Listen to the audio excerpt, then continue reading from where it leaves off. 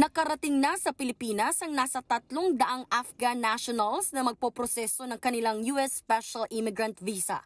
Bahagi ito ng 100-day deal ng Pilipinas at Amerika na pahihintulutan ng mga Afghan national na manatili muna sa bansa habang inaayos ang kanilang visa. Naunang iginiit ng mga opisyal na hindi sila refugees o banta sa seguridad. Binubuo sila ng mga individual at pamilya na nagtrabaho para sa pamahalaan ng Amerika sa military operations nito mula 2001 hanggang 2021.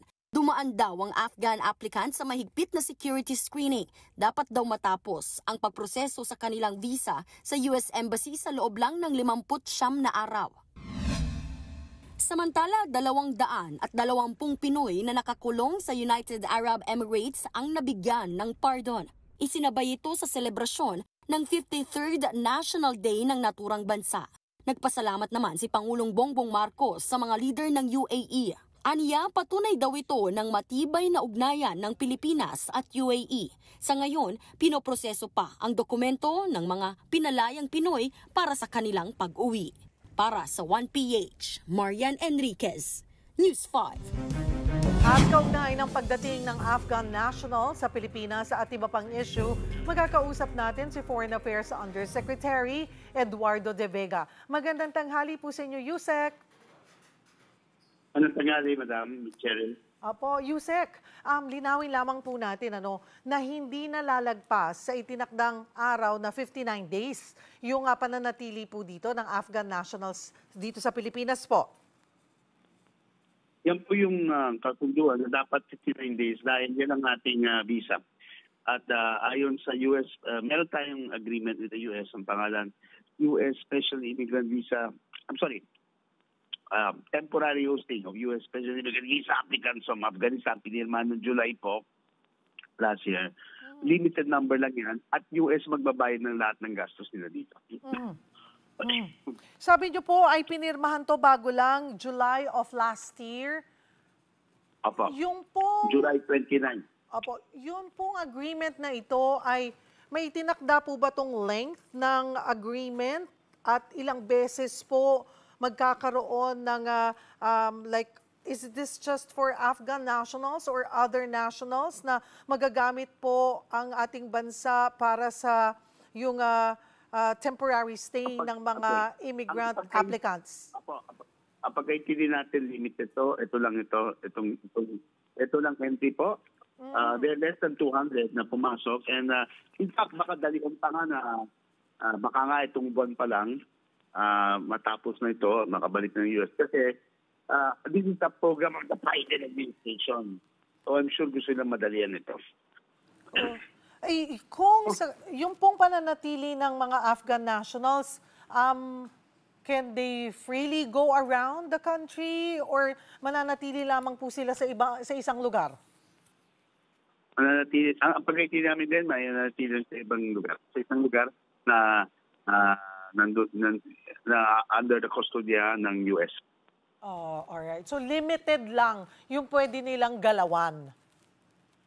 Kasi po, alam ko may mga gusto kumuha ng photo nila, ganyan. No, pero hindi po, no? They'll just be in a particular place, no? So, ngayon, kung may nagtatanong po, ano yung benefits ang ginagawa? Kasi allies tayo ng US. Allies tayo ng US. It's a good, parang it's good leaders. Silang pinaka-importanting supporter natin sa issues like the West Philippine Sea, Filipino community pa rin, makalaki sa US, and of course, business relations, historical relations. So, magkaibigan naman sa po ito. We hope na mapadala ng sila sa US sa lalo madali pa doon. Sino po ba itong mga Afghan nationals? Paano po pinili? Bakit po sila bibigyan ng immigrant visa? Sila po yung mga family members na nagtatrabaho para sa US, no? Yung US Embassy, nung bukas pa. No? So these are, hindi ito mga ordinary Afghans na gusto mag-refugee sa US. Mga Afghans na input Afghanistan, at dating mga supporter nagtrabaho para sila. So, siyempre, under the Taliban regime, mahirap buhay nila doon. So, commitment to ng US na dadalhin sila eventually sa US. So, yun po, no? Yun ang dahilan, no? So, in-acknowledge na nga ng US. They assure us na the program will be funded by them at saka hindi apektado yung pagpo-process nila ng visa na mga Pilipino naman. Siyempre, hindi na puro Afghan ang pinoproseso, no? Again, I can't give the exact number pero they are less than 200. Pero, baka po hindi na rin natin alam yung ibang detalye. Pero pag may chance ba na kahit na nandito na sila sa Pilipinas, ay hindi pa maaprubahan yung kanilang visa application just like kung ang ordinaryong nag-a-apply po ng visa na minsan nade-deny? Understanding namin hindi pwede i-deny. So, but tulad ng anything is possible in the world kung habang hindi pa ina-approve, anything po is possible. Yes, so we'll cross the bridge pag nandun na tayo. No? I mean, kailangan laging sila somewhere else. Kung hindi tayo nag-commit na we will host them forever pag hindi approved. Sa issue naman po ng pagbibigay ng pardon, doon po sa higit 200 nating kababayan sa UAE, puntahan ko lang yun, Yusek, ha? Wala naman po ba itong kapalit? No po, kasi talagang sa UAE, palaging tuwing taon, pag may special event, yung hari ng UAE nagbibigay ng pardon, hindi lang sa mga Pilipino, pati mga ibang nationals, at saka mga UAE mismo.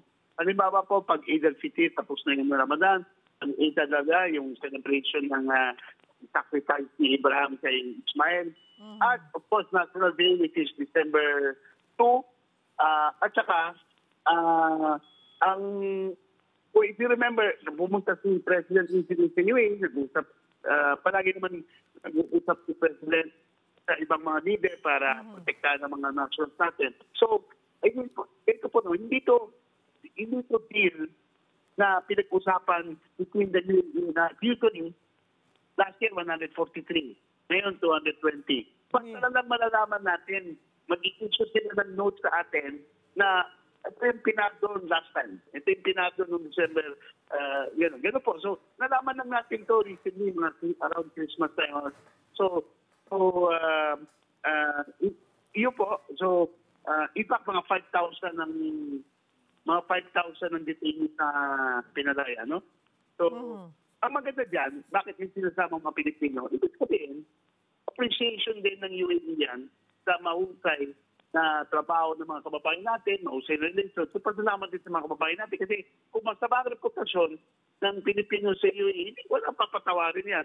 And, by the way, another clarification po, these are not, hindi ito mga death penalty cases. Ang dami mga nakakulong na minor crimes. Halimbawa, acts of lascivious, nag-addict ng babae na hindi kasal ganun, or baka minor theft, or jaywalking.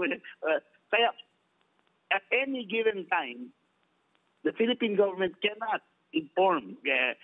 Of course, ayaw ito ng Senate o ng House.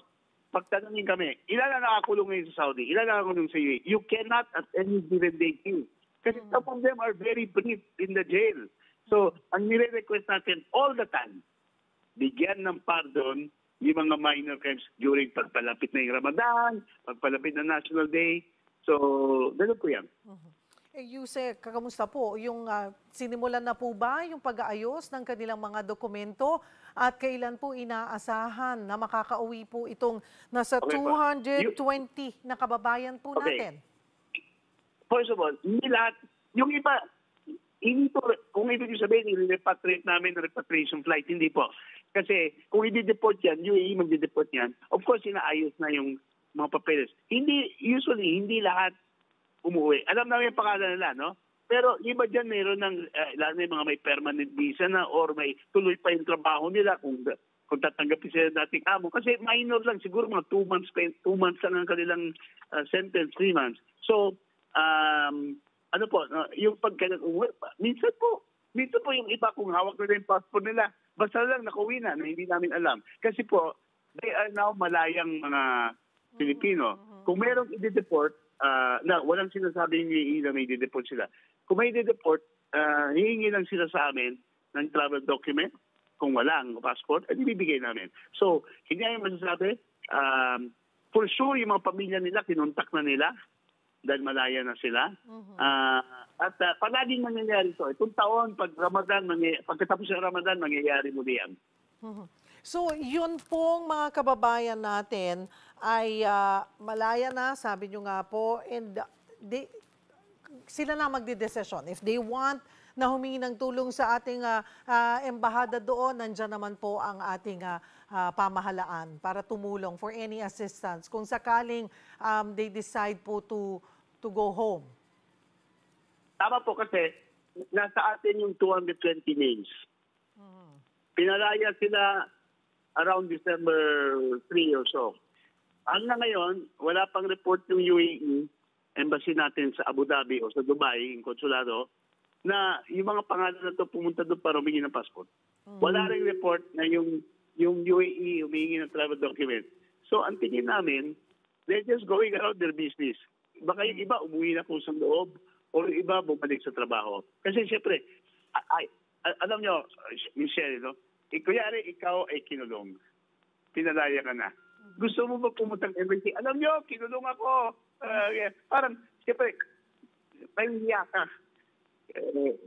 So parang babalik lang sila sa trabaho. By the way, UAE has almost 1 million na, mas maraming Saudi.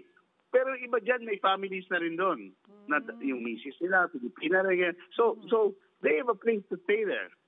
So, ang maganda dito, sasabayan ko po yung ating mahal na Pangulo na pasalamat sa UAE na palagi nilang ginagawa to. Ginagawa rin sa ibang Arab countries, pero UAE is very active in pardoning ng Filipinos sa under detention. Good to know po. Marami pong salamat sa inyong oras. Foreign Affairs Undersecretary Eduardo De Vega.